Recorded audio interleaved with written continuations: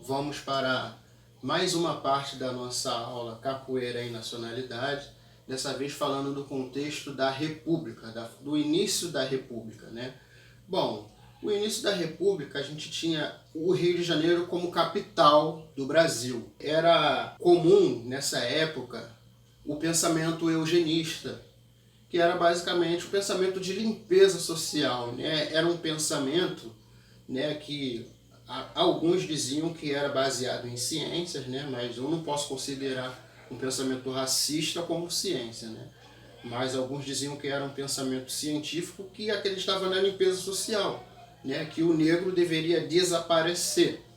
Então, o negro, depois de todos aqueles fatos que a gente viu na outra aula, de processo de guerra Paraguai, né? Essa emancipação gradualista, né? Depois de tudo isso, o negro foi jogado às margens, porque ele estava liberto, entre aspas, mas tinha trabalho muito precário quando havia um trabalho, não tinha um local de moradia adequado, não tinha uma alimentação adequada, pelo contrário, né? Ele teve que pagar a indenização durante muito tempo, até a década de 30 ainda se havia essa lei da indenização, né, que o negro, depois da libertação, deveria pagar, né, essa dívida aos antigos senhores de escravo. Então ele era um cara endividado e sem apoio nenhum do Estado, ainda não era considerado um cidadão, né? Então, dentro desse contexto, muitas das vezes, o que havia para o negro era o trabalho alternativo. A venda de quitutes, o Muniz Sodré, no seu livro Mestre Bimba, Corpo e Mandinga, né, ele não fala só da Bahia nesse livro, ele também fala do Rio de Janeiro, né, ele fala muito bem sobre as disputas perto dos chafariz, né, dos negros capoeiristas, né, dos negros, né, mas os capoeiristas tinham mais força e mais prática de luta, né, para poder vencer, né, outros negros, né, e ter ali a posse da água no chafariz para poder trabalhar, levando essa água para os seus patrões. Também carregar o dejeto dos seus patrões também era um trabalho nefasto, mas era um trabalho também para esse negro. Então, o trabalho alternativo, ele era disputado entre os negros na pancadaria e era perseguido por essa república, que já queria vir forçar a ideia de um trabalho formal. Então, o negro que não se encaixasse ou que preferia estar na formal alternativa, ele era duramente perseguido. Assim como os camelôs hoje em dia são. A gente vê várias notícias aí da guarda municipal levando mercadoria de camelô, de vendedor de bala e tal, de ambulante, né?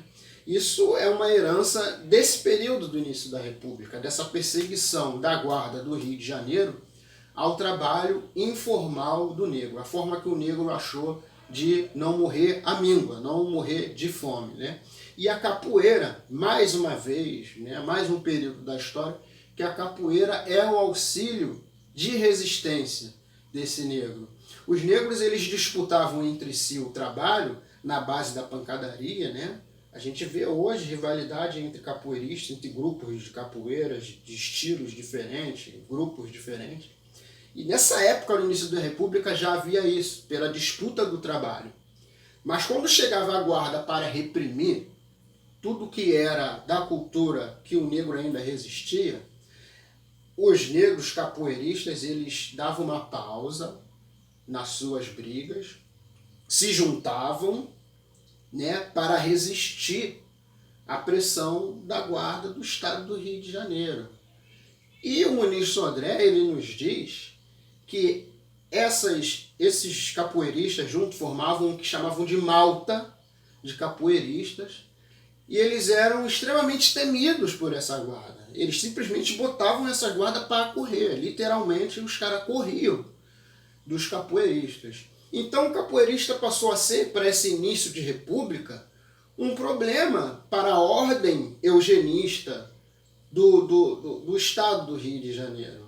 Então, uma alternativa do Estado do Rio de Janeiro foi propor um secretário de segurança, e esse secretário de segurança foi escolhido justamente por ser um capoeirista.